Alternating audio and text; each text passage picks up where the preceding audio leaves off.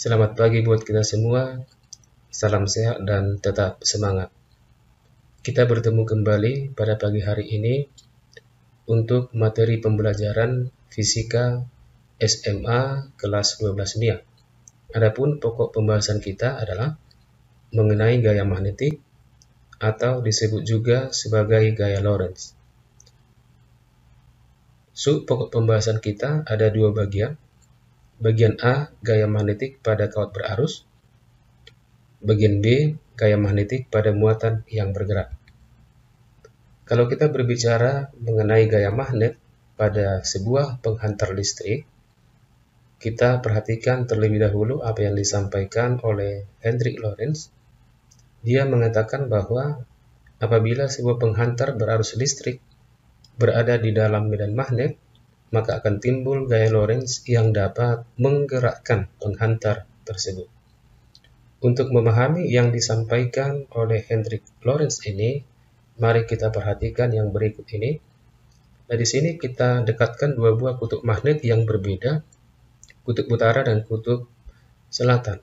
Seperti yang kita ketahui, arah induksi magnetik itu selalu berarah dari utara ke selatan.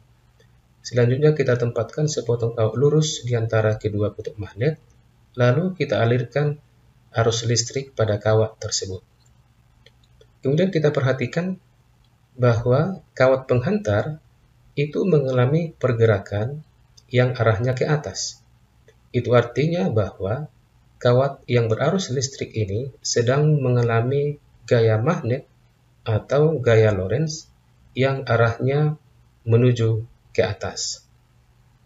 Nah, kenapa menuju ke atas? Bisa kita tentukan arah gaya Lorentz dengan menggunakan kaidah tangan kanan, di mana 4 jari itu menunjukkan arah induksi magnetik, ibu jari arus listrik, dan dari telapak tangan kita itu menyatakan arah gaya magnetik. Sehingga jika kita perhatikan tadi, kenapa kawat penghantar itu bergerak menuju ke atas, itu disebabkan karena kawat sedang mengalami gaya magnet yang arahnya ke atas.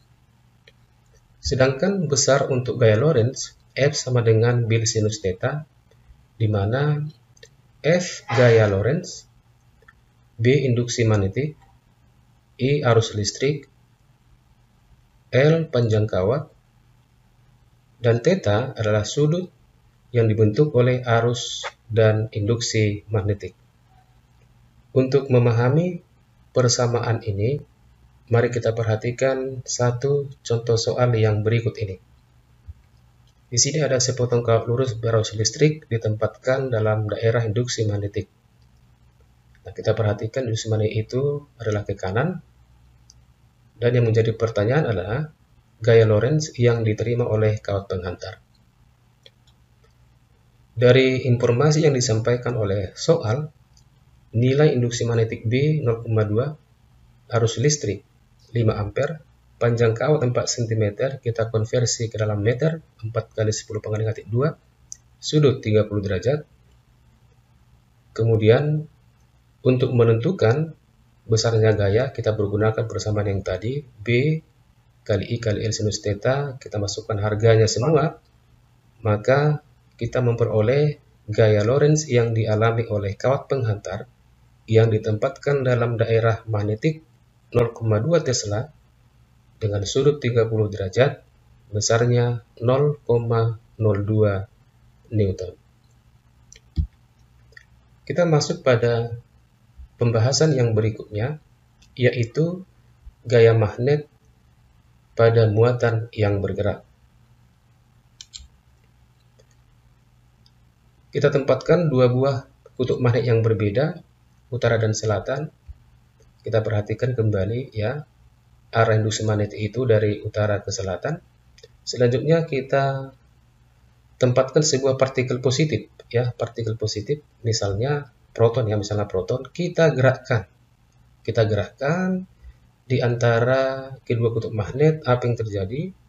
Ternyata muatan positif itu mengalami perubahan lintasan yang arahnya ke atas. Kenapa partikel positif ini bergerak arahnya menjadi ke atas, yang mula-mula adalah mendatar, itu disebabkan karena muatan positif ini sedang mengalami gaya magnet yang arahnya ke atas. Nah, arah gaya Lorentz yang dialami oleh partikel bermuatan itu, kita pergunakan juga kaidah tangan kanan. Ibu jari menyatakan arah kecepatan, dan keempat jari itu arah induksi magnetik, dan dari telapak tangan kita adalah arah gaya magnetik. Dan besarnya gaya magnetik itu sama dengan Q V B sinus theta, ya. V kecepatan, B induksi magnetik, Q muatan partikel, theta sudut apit, dan F adalah gaya Lorentz. Kita perhatikan satu contoh.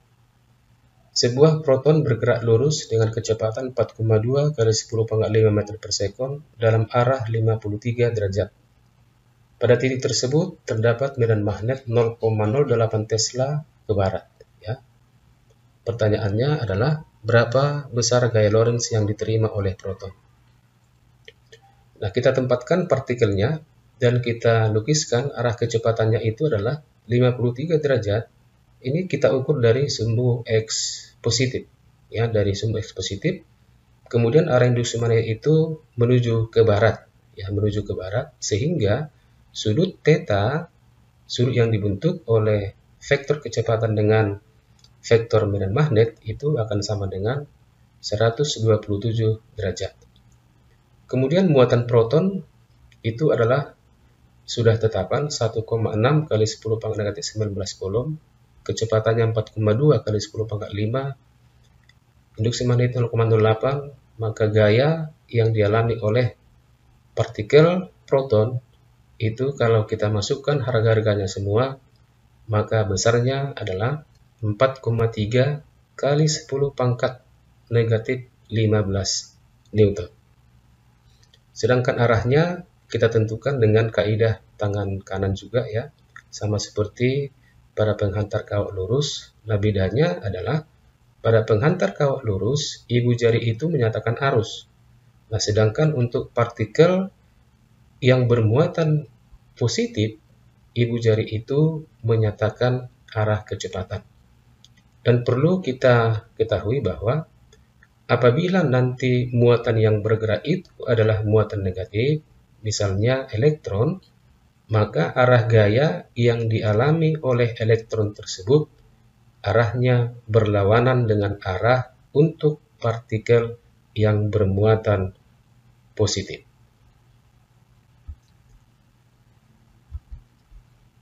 Nah, selanjutnya kita akan perhatikan bagaimana lintasan partikel yang bermuatan yang bergerak di dalam daerah induksi magnetik. Lintasan yang pertama adalah jika partikel bergerak sejajar atau sudut theta sama dengan 0 derajat dengan arah medan magnet, maka partikel itu tidak akan mengalami gaya magnet, sehingga lintasan partikel akan berbentuk garis lurus ataupun linear.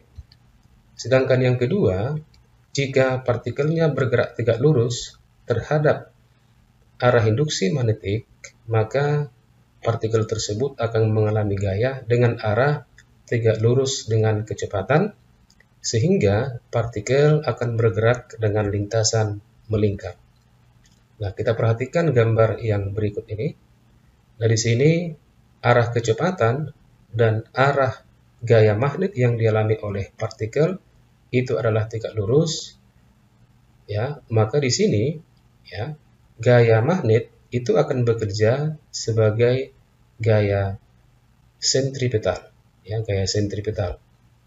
Maka dari persamaan hukum kedua Newton, kita akan menyamakan sigma F sama dengan M dikali percepatan sentripetal, maka kita akan dapat membuat persamaan untuk menentukan jari-jari lintasan partikel yang bergerak di dalam lintasan yang melingkar. R akan sama dengan MV dibagi Q dikalikan dengan medan magnetik.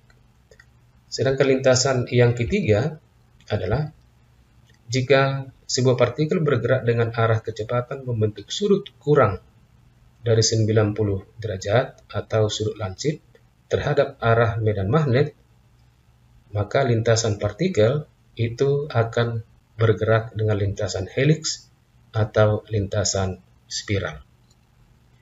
Demikian pembelajaran kita untuk pagi hari ini.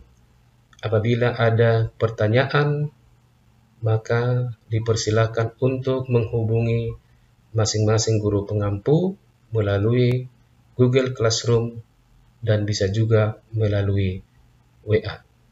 Tetap semangat dan tetap sehat.